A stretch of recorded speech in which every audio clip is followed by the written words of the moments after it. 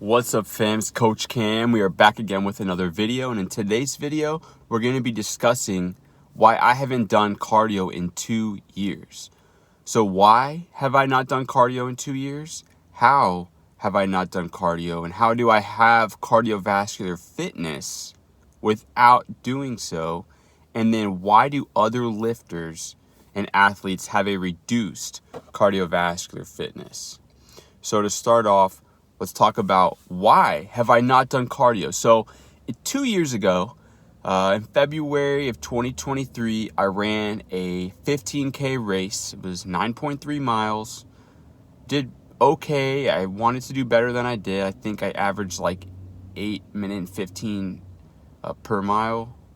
But I weighed 190 pounds. I was super bulked up, and I was still running. I was still including running in my routine.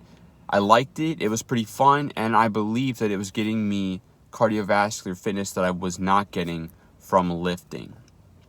So why was I not getting cardiovascular benefits from lifting? We're going to go over that later in this video, but for now, let's talk about why did I stop running, essentially. So I stopped running for 3 reasons. One is time consuming. It's time consuming and requires practice to be good at running. You can be really fit, but if you don't actually practice running, you're just going to be average at running. You're not going to be excellent. The second reason I stopped running and doing cardio was because, this is going to sound funny, but it was too fatiguing in a way. So in a way, it was putting me over my threshold of recovery from my weight training. So my goal for the last 4-ish years has been to build as much muscle as I can and have muscle and strength. And in doing so, I have to be able to recover from my workouts, and I have to be able to progress over time. If at the very day that I'm recovered from my lifting workouts, I go out and do a hard interval run, I just extended my recovery period for another 3 to 4 days, right? Until I'm actually recovered enough to perform and progress in the gym. So I realized that this training cycle was not working for me, and it was kind of too cumbersome to try to juggle both. So that in a way, it was too fatiguing for me to do both of those things and continue to do so, even though I did juggle them for like 5 or 6 years prior to that. I was kind of just done, fed up, trying to juggle both. And then third would be the overuse injuries. So it was taking a toll kind of on my Achilles tendon, on my calves, having to constantly like juggle running shoes and juggle what's making my feet hurt. Is it how much running I'm doing? Like, what's going on here? So that just got annoying. And I was like, why am I constantly doing this? So those are some of the biggest reasons why I decided to stop doing cardio. And now I want to talk about, how do I have a fit cardiovascular system without running? How is that possible, right? Everyone says you need to do cardio. I'm going to go do some cardio, right? What do they mean by that? And why is that important to do? So when someone says they're going to go do cardio, what they mean is they're going to go do low intensity cyclical movements that they can do for minutes and minutes on end, right? Because it's a lower intensity. It's not too fatiguing. It's not too taxing. It's not going to cause enough mechanical stress to simulate hypertrophy most of the time. And it's not intense enough to create like a lactic acid type burn in your muscles, which means, you cross into the anaerobic threshold. Basically, you're staying below that and training in this lower intensity zone, right? If this was a spectrum of high intensity, low intensity, you're staying in the lower ranges and calling it cardio and believing that you're getting good benefits because your heart rate is up and your blood vessels are dilating and you're contracting skeletal muscles, right? So that's true. You are getting some benefit. However, you're not getting as much benefit as somebody who trains harder than that. And this is a huge debate in the exercise science community as well as just general fitness industry. People don't understand that you could be getting the same or more benefits by training harder. And I want to prove to you that you are, and you will be getting more benefit. So that leads me into how have I been training to have cardiovascular fitness while not doing any cardio. I train with weights as hard as I possibly can. I contract my muscles as hard as I possibly can and progress over time. My set durations for my exercises are between 30 seconds to a minute, right? And even before that, a year ago, they were closer to 90 seconds per set, right? So that's a lot of work in one time period for each exercise, right? Imagine that. You did 10 exercises and each of them took an entire minute, and you were pushing yourself as hard as you possibly can in that exercise until muscle failure or beyond that, right? And I say beyond that kind of just in a vague sense that you're performing that isometric hold at the very end of the set. You're really giving it your all to stimulate the muscle, and you're using the exercise as a tool to stimulate your muscles. So that in a nutshell is how I've trained. I've trained my entire body from head to toe, all the muscles individually, and trained them to contract as hard as possible and to fatigue them deeply. When you deeply fatigue muscles, especially with that mechanical stress from lifting a weight, you will induce muscle hypertrophy, strength, and cardiovascular gains. And this is something we see in research, but nobody talks about it.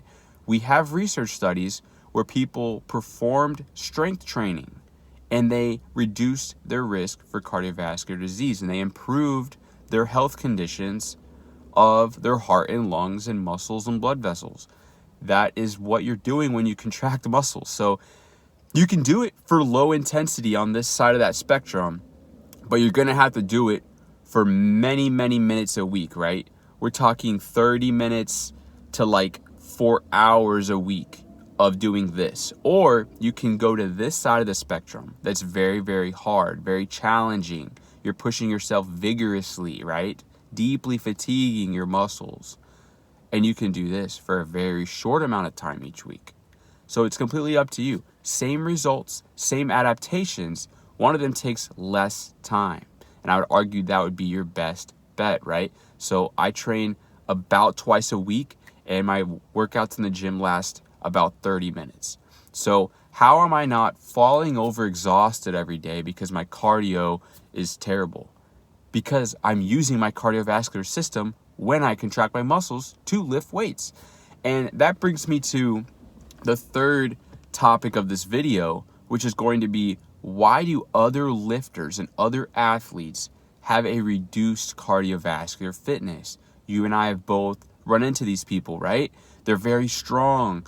They're very athletic on a certain sport or whatever it may be, but they don't have the cardiovascular fitness behind it. And you're scratching your head like, how is this possible? Well, it's because they're not training the muscles of their body as intensely as possible. They're training their sport, right? They're a football player, so they're practicing being a lineman and blocking somebody else, right? They're big, they're strong, they can move weight, but they're not fit. Same thing with like typical power lifters, right? It's like you move a lot of weight, but a lot of them can be very overweight and have excess body fat to help them move more weight, but they're not training the muscles of their body. They're not exercising. That's my point. They're not exercising. They're practicing a sport. So you can lift, a 1 rep max really heavy on squat, bench, and deadlift. That doesn't mean you're fit. That means you're skilled. You're highly skilled at that one activity. That's what that means. So, of course, if you're neglecting your cardiovascular system, actually training and deeply fatiguing the muscles of your body, you're not going to have those adaptations. So why do we expect people who lift really heavy or have a very niche skill to have all the adaptations of exercise? Because they're not going to, unless they're training it, right? And I just so happened to stumble and learn and grow into this position that I'm in now, where I see how to train the muscles of the body as hard as possible, getting the benefits with the least possible time. And am I training for a sport? No. Am I prepared for a sport? No. But I do have the general preparedness underlying sport performance, which is muscle size, strength, and cardiovascular fitness. If you have those three, you can do any sport you want, right? Within reason, you can do any sport you want and you can excel at them, provided you actually practice and train that sport, because that sport is a skill after all. So, to kind of wrap up this video, hopefully you guys can see now why I stopped doing cardio 2 years ago, maybe why you could consider stopping doing cardio if you make sure your weight training is dialed in and very fatiguing and very stressful and stimulating on your muscles, right? This will increase your cardiovascular fitness. It just may not transfer to a 5K. It just may not transfer to a swimming race or a bike race because you didn't practice swimming or biking or running. So if you want to get better at those and test yourself at those, you have to practice those to get the best possible results. You could improve your 5K just from lifting if you're rather inexperienced at running, but I'm not. My PR in a 5K is 16:07 that I ran like 10 years ago.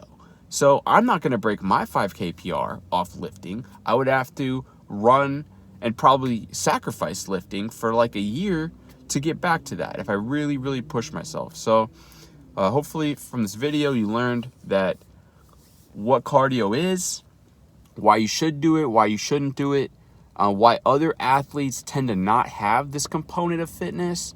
But then again, most people who are strong do have well-developed cardiovascular systems. They just don't recognize it, and it's harder for other people to recognize it as well. So thanks guys so much for watching. Like, share, comment, and subscribe.